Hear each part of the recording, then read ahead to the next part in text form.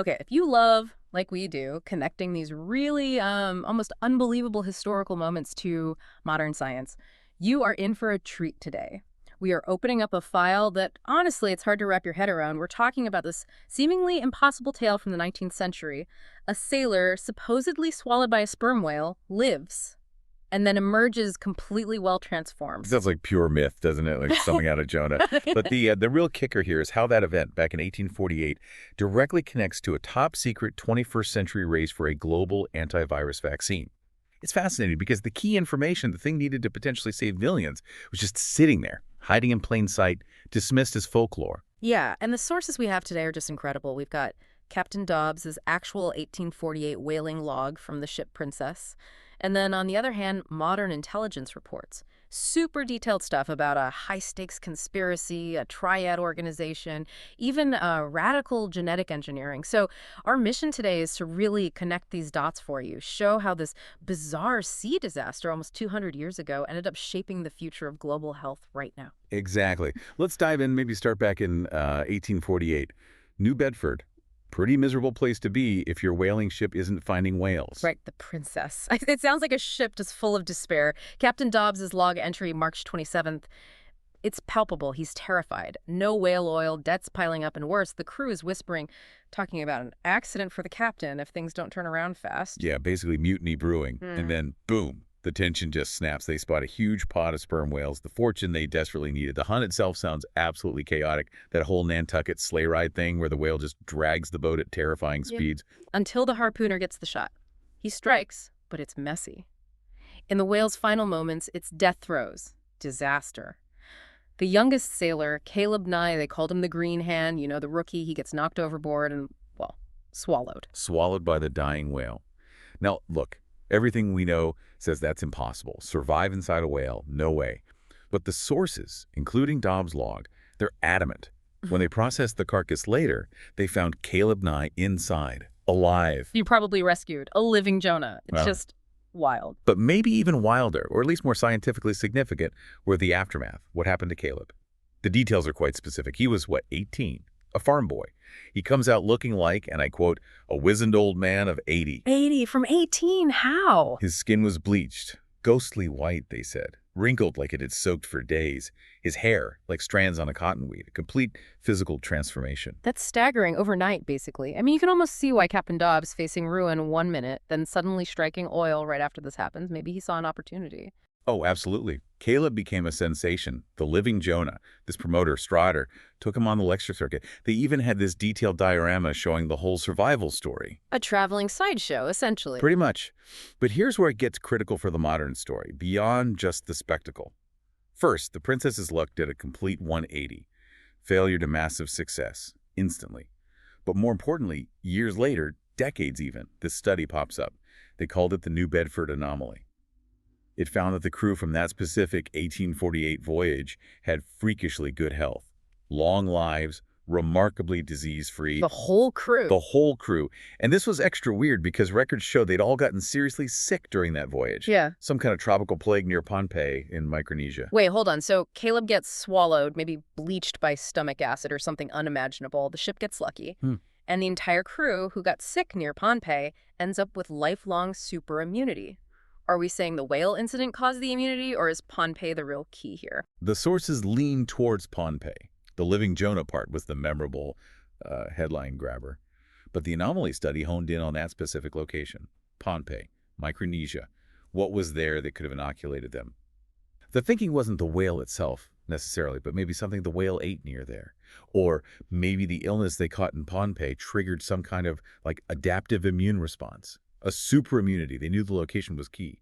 Pohnpei. That's what the answer had to be. Okay, so that historical marker, this lifelong immunity linked to specific coordinates in the Pacific, that only becomes relevant if modern science hits a wall and needs a completely out-of-the-box idea. So let's jump forward. 2 centuries, present day. Right. And the situation's dire. A new pathogen emerges. Highly contagious, incredibly dangerous. At first, governments tried to downplay it, maybe pass it off as a variation of SARS, something familiar to stop global panic. But the truth was much scarier. A virulent new influenza strain, a potential global pandemic that existing medicine just couldn't handle. And in that kind of desperation, you look for miracles. or at least really unconventional science.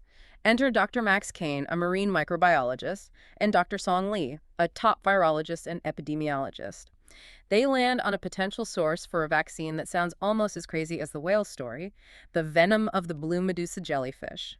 Beautiful creature, apparently, but deadly. Exactly. And think about how counterintuitive that is. This venom usually terrorizes the jellyfish's prey so it can feed.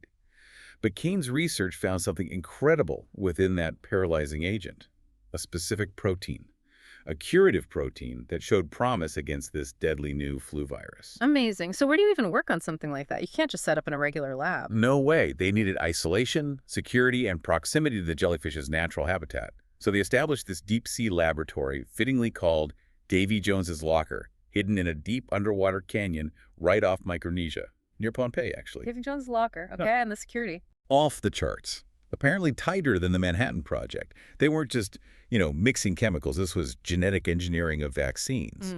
And here's a chilling detail. Part of the work involved creating an enhanced super jellyfish, genetically modified to produce more of this vital protein faster. Highly risky stuff. Extremely risky. And of course, as soon as word leaks that a potential universal cure is close, the bad guys show up. Always. Enter the Pyramid Trading Company. Sounds legitimate, but it's a front. A cover for a ruthless triad organization.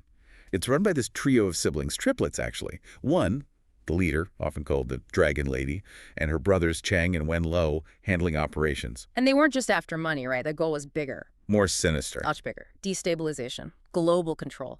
Their plan was to let the plague spread, weaken governments, create chaos, and then step in with their own version of the vaccine. Their own version, not the real cure. Well, yes and no.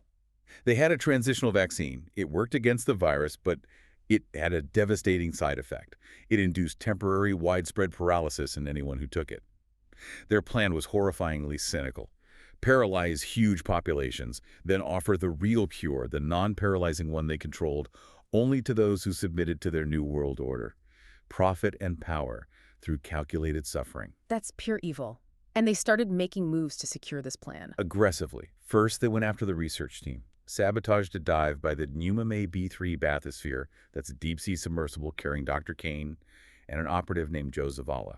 They used a robotic submersible, even left their pyramid logo stamped on the damaged vessel, brazen. Then they escalated, took out the surface support ship, the Proud Mary, with a cruise missile, cut off the lab completely. And the final move. A full hijack. Yeah. They physically seized Davy Jones's locker, stole the scientists, the research, the super jellyfish, the whole operation. They didn't just want the recipe, they wanted the factory. Okay, so the lab is gone, the cure is in the hands of this triad, the pandemic clock is ticking louder than ever. Dr. Song Lee, the virologist who escaped, what does she do? How does she possibly make the leap back to an obscure 1848 whaling story? This is the absolute linchpin. She knew about the New Bedford anomaly study.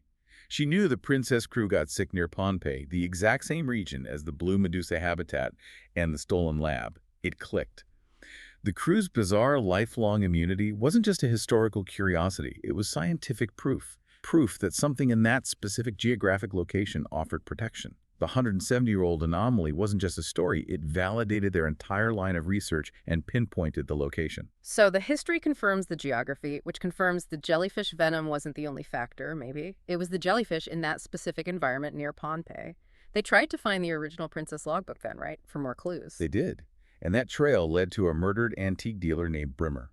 It confirmed the triad was on the same historical hunt, trying to erase or control the original source data. But the logbook wasn't the final key, was it? It was something else from Caleb Nye's past. Exactly. The diorama. The one he used on his Living Jonah lecture tour. Someone realized that dusty old circus prop wasn't just for show. It contained a map. A map showing the princess's last known Pacific landfall after the Pompeii incident. An island labeled Trouble Island. And crucially, it had longitude and latitude coordinates. No way. The sideshow map had coordinates, linking the 1848 whale story directly to the modern-day location where the triad had likely moved the stolen lab. Precisely. History literally provided the GPS coordinates for the rescue mission. Trouble Island was the key. Incredible. So those coordinates led the good guys. Straight to the triad. Our operative, Kurt Austin, working with Joe Zavala again, tracked them to this remote atoll, the former Trouble Island. And what they found there was, well, immense. The triad was using a converted Typhoon-class submarine. These are some of the biggest subs ever built. Nuclear beasts. They'd repurposed it purely for cargo, large enough to transport an entire deep-sea lab module. A submarine to move the lab. Wow, okay, so the final showdown happens there. It does. Austin, Zavala, and they also had help from a double agent inside the Triad, Phelps. They managed to stage a recovery, get the kidnapped lab staff out. And the crucial part, the actual viable vaccine cultures. They survived the theft and the move. The Triad hadn't destroyed the... Thank goodness. But they still face the problem of production, right? How do you make enough vaccine fast enough from jellyfish venom, even super jellyfish venom? That's where the final piece of brilliance comes in. Dr. Lois Mitchell, Kane's lead research assistant, revealed what they'd achieved just before the hijack. They'd figured out how to incorporate the curative protein, the key element from the blue Medusa venom, into something completely different. Fast-growing saltwater algae. Algae, like seaweed. Essentially, yes. A specific, rapidly reproducing strain. Think about it. Instead of painstakingly extracting venom from dangerous, genetically modified jellyfish in a complex deep-sea lab, you could grow the cure in vast, industrial-scale algae farms. Quickly, safely, and enough to inoculate the entire planet. It was the scalability solution they desperately needed. That is genius. The algae bypasses the bottleneck and the super jellyfish danger.